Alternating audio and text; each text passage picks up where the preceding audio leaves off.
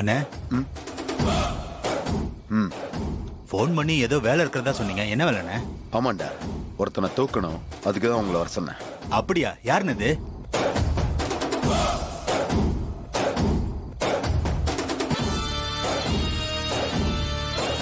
இவனை தான் நீங்க தூக்கணும். நாளைக்கு சாமுண்டீஸ்வரியோட மக கல்யாணம் நடக்குதுல்ல, அந்த மண்டபத்துக்கு இவன் வராம நீங்க தான் பாத்துக்கணும். இவனை எங்க பார்த்தாலும் அடிச்சு தூக்கிடுங்க. அப்புறம் போட்டோ பாத்துட்டீங்கல்ல, இருந்தாலும் உங்களுக்கு அனுப்புறேன். டேய், பார்த்து கரெக்டா ஃபாலோ பண்ணுங்க. சரிங்கண்ணே. ம். டேய் வட.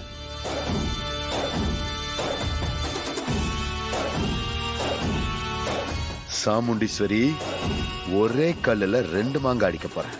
உன்னையும் தூக்க போறேன், டிரைவரையும் தூக்க போறேன். அதுக்கப்புறம் என்ன செய்யறேன்னு பாப்போம்.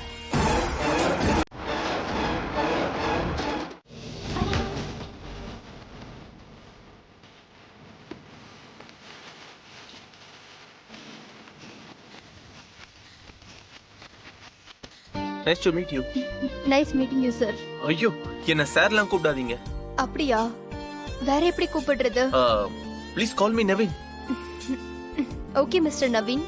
என்ன பார்க்கணும்னு சொன்னீங்களாமே. ஆமா, அது வந்து ராஜா தான் நீ அவசியம் அவங்கள பார்க்கணும்னு என்கிட்ட சொன்னா. ஜஸ்ட் இன்ட்ரோடியூஸ் ஆயிட்டோனா ஒரு நல்லதுன்னு நினைச்சிருப்பான். எப்பவுமே ராஜா சொன்னானா அது நல்ல விஷயமா தான் இருக்கும். Anyway, instead of pleasure to meeting you.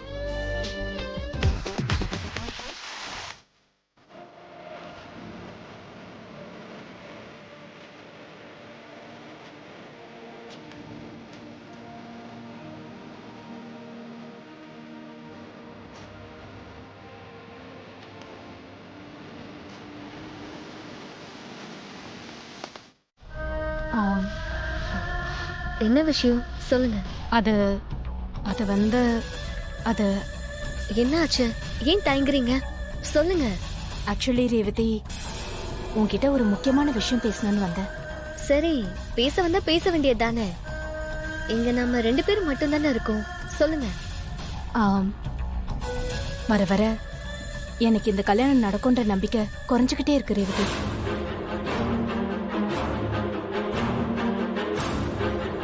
என்ன சொல்றீங்க? ஆமா, கொஞ்சம் கொஞ்சமா குறைஞ்சு இப்ப இந்த கல்யாணம் நடக்காதுங்கிற மனநிலைமைக்கே நான் வந்துட்டேன் ரேவதி. நீங்க என்ன பேசுறீங்கன்னு எனக்கு விளங்கல. இரு, நான் சொல்லி முடிக்கிறேன்.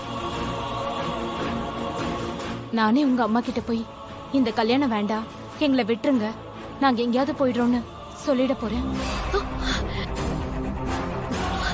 அக்கா, நீங்க இவ்வளவு விரக்தியா பேசுற அளவுக்கு அப்படி என்னதான் நடந்துச்சு? விடிஞ்சா கல்யாணம். நீங்க இப்படி பேசுறது உண்மையிலே எனக்கு அதிர்ச்சியா இருக்கு. நீ ஷாக் ஆவன்னு எனக்கு தெரியும். ரொம்ப சாரி ரேவதி.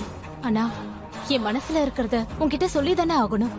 சொல்லாம கொல்லாம நானும் மகேஷும் இந்த மண்டபத்தை விட்டே போயிருக்கலாம். ஆனா அது நாங்க உனக்கு செய்யற துரோகம் ஆயிரும்.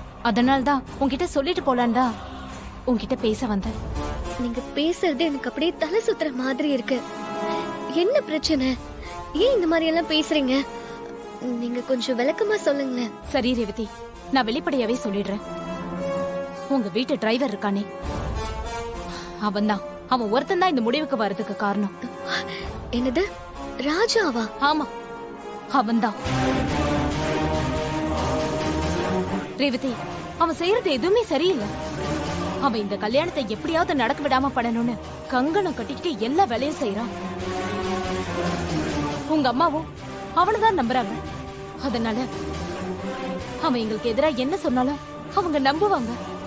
எங்க டிரைவர் இந்த கல்யாணத்துக்கு எதிரா வேலை செய்யறாரா? அப்படியெல்லாம் இருக்காது. அவரு எதுக்கு கல்யாணத்தை நிறுத்தணும்? அதுக்கு மோட்டிவே இல்லையே. என்னது மோட்டிவ் இல்லையா? அவனோட ஒரே மோட்டிவ் உனக்கும் மகேஷ்க்கும் கல்யாணம் நடக்க கூடாதுன்றதுதான். அதுக்காக தான் அவன் காய் நகர்த்திட்டு வரான். என்ன சொல்றீங்க நீங்க? முதலா நான் மகேஷ லவ் பண்ற விஷயத்த நான் ராஜா கிட்டதான் சொன்னேன்.